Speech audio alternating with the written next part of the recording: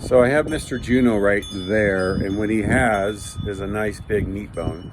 And Juno's got some resource guarding issues. Depends on what the value of the object is. That's pretty high value. So we're going to go in there, and I'm only going to do this twice. This is going to be my second repetition doing this with him. I don't want to stress the dog out and then have him not want to go back to the object.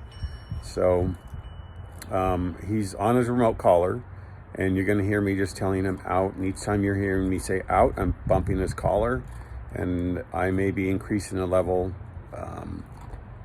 each time, or I may be asking him to do it on the same level. I'm just going to see how he responds to it.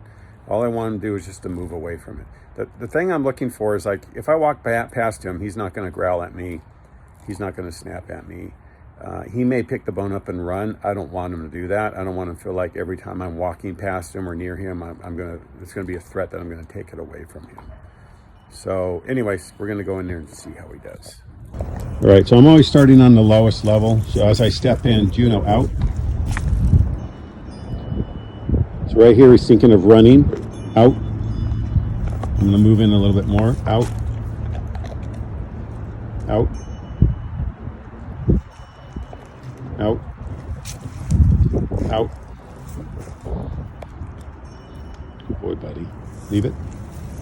Now I want to say leave it so he moves off the bone. That's what I'm looking for. Well done, buddy. There it is.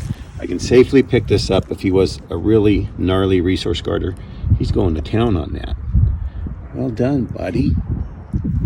I can give it right back to him. Here you go, take it. And I'm going to let him finish his time on that bone in peace.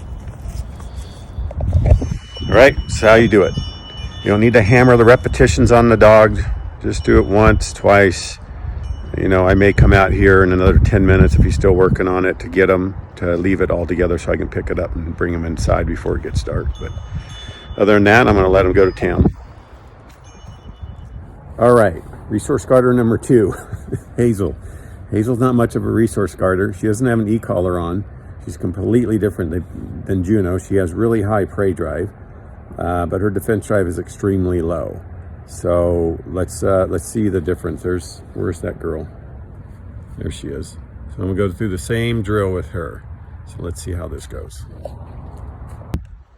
All right, so same thing. I'm gonna step into her. Hazel, out. Leave it. Leave it. Right, so much easier. It's all spatial pressure with Hazel. I want her to back up more. I can send her back a little bit more just by moving into her. There's her bone. Da-da-da-da. Much faster, lower defense drive than Mr. Juno.